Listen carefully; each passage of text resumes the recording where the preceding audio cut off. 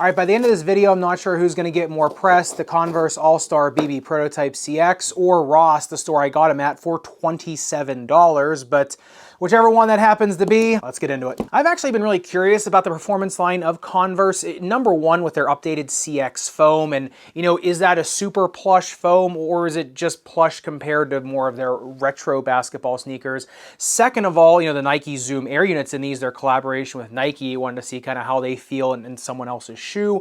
And just third, the silhouette of these is really interesting, especially just the materials they use, and kind of looking at them from 30,000 feet or online, you wonder, how does this all mesh together? Now, there's a lot of good in these, a lot of, kind of hit or misses in these, I think, too.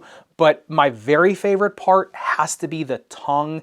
This is probably the best tongue I've seen in a shoe. I know that sounds like a really weird sentence, but whatever. The tongues on these have this swoop out in the middle of them. So if you want to get a lot of degrees of dorsiflexion on them, the tongue's not going to bang up against the anterior side of your ankle. So if you're really trying to get low, get really shifty, or just trying to beat somebody kind of with low to the ground footwork, this is going to give you the most freedom, especially when you are trying to get that maximum amount of dorsiflexion without the shoe kind of deflecting off your ankle. So I really like that. Now the uppers are mostly suede. There is some meshing on there. However, they're not the most breathable things on the market. If you look at the breathability test, and they heated up 170.1 degrees, cooled down another 84.3 degrees, but when the shoe gets that hot, it really has nowhere to go but down after you take the heating element out of there. But with kind of those more maximal uppers, you do get a lot more maximal containment. And I think the elephant in the room, or the elephant in the uppers of the shoe, is the CX foam that actually goes up into the uppers of the shoe. And I wasn't sure what they were talking about on the website when they said CX foam in the sock liner as well as in the midsole. But when you cut it open, you can really see what they're talking about. This entire shoe is cased in foam, in TPU type foam, and it's really substantial when you put them on. The thing that I like about it is it's not a rigid shell, and it's not a super soft, almost like faux container shell. Like you see some shoes that have the really light foam coming up over the uppers, and you think it's going to do something, but then it just buckles. Whereas on these, it's high density, but once the shoe breaks in after a few hours, it becomes almost like a dynamic shell on your foot. It's conforming to your foot, almost like Foamposite does. I mean, not exactly, but it's kind of in that same vein. And in that casing the entire upper just really gives them a containment that a lot of other really low to the ground footwork, kind of shifty footwork focused shoes just don't have. And on the upper durability test, 10 seconds highest grit sandpaper, the burr does start to make an impression on the TPU, of course, as well as on a little leatherette piece here. However, with all that material on the inside of the shoe, if you're burning through all of that, you're probably playing pretty aggressively. So I think as long as you keep it off the really gritty asphalt, I think really they should be fine. Getting into the midsole teardown prior to that, like I said, pretty interesting shoe. If you look, that CX foam goes all the way from the forefoot out into the heel, and then it's continuous with the uppers, and that I think is just fascinating to me. But the rest of the midsole, you get a Zoom Air unit here in the forefoot, goes all the way across the metatarsal heads. It's a little more of an anatomic shape Zoom Air unit like we were talking about in the members first video. Now you do get a TPU shank, which is also super wide. It covers the entire width of the shoe, which is nice. It is pretty darn stiff and top loaded. But if you look at this foam setup on the bounce height test, it got 27 centimeters in the heel and then 37 in the forefoot, obviously with the Zoom unit. This foam to me reminds me of just very dense Nike Phylon. Now, Converse says it is a polyurethane blend, and I do believe them. It is just a super dense type foam. It doesn't have that cookie dough feeling like some really dense foams do, where you can still kind of sink into it. A little bit unforgiving, and we'll talk about how to augment that in the fit section, but suffice it to say that this shoe is meant more for performance than it is plush comfort. And speaking of that performance first design, that extends right into the outsole. It is a delta wave rectangular pattern. I think I'm on my 11th or 12th try now to say that without stumbling over my words.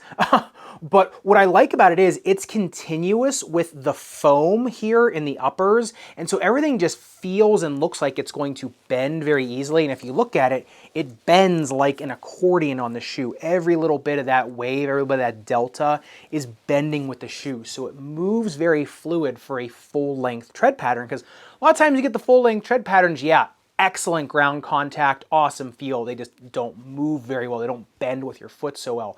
This one, just by the shape of the rubber, allows it to move a lot better. The grip on these on an indoor hardwood court, a lot like the Rigorers, you know, really fluid, not super tacky or grabby. Had no issues at all with sliding out from under me like I thought I was going to on this. And speaking of that, if you look at their speed ratio, comes in at a 2.01. Now, I think a lot of that is because, like I said, the foam is a little bit more unforgiving. It's not giving a ton of bounce back, and honestly, it's not giving a ton of shock absorption either.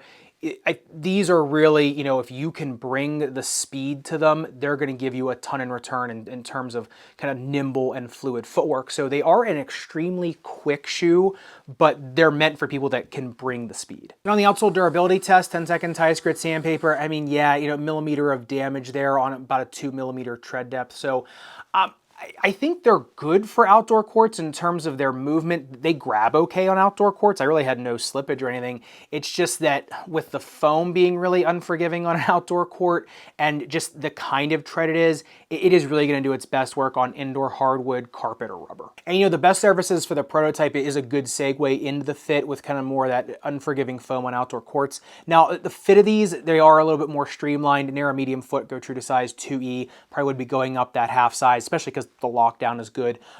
Like I said, with the foam on both sides of them being a little bit more dense, you're not going to get the great break-in that you will on some others. So this is a little bit more of a narrow and medium friendly shoe. A 2E can break them in, but it's going to take a little bit of time. You might want to throw a bulkier orthotic in there just to hold the shape of your foot in the shoe. But speaking of those orthotics, I really think for any type of snake bites, besides kind of ball of foot pain, and even for that, I probably would be throwing an orthotic in these. In my opinion, they're not really the best shoe for an injured foot. Now, I think if you do throw an orthotic in them, you can really take that up a notch, and I think that they're not going to harm, but I think anybody that wants to use these for an extended period of time, at least in my opinion, an orthotic is kind of should just be part of the set of the shoe, right?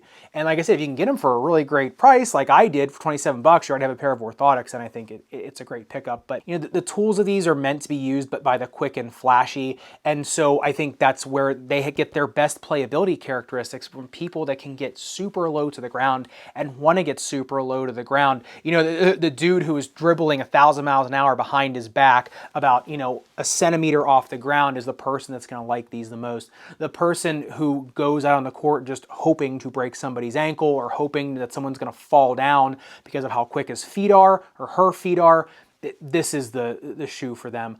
Like I said, anybody that's looking for more of a maximal containing shoe and a very low to the ground feel, this is the perfect pickup, I think.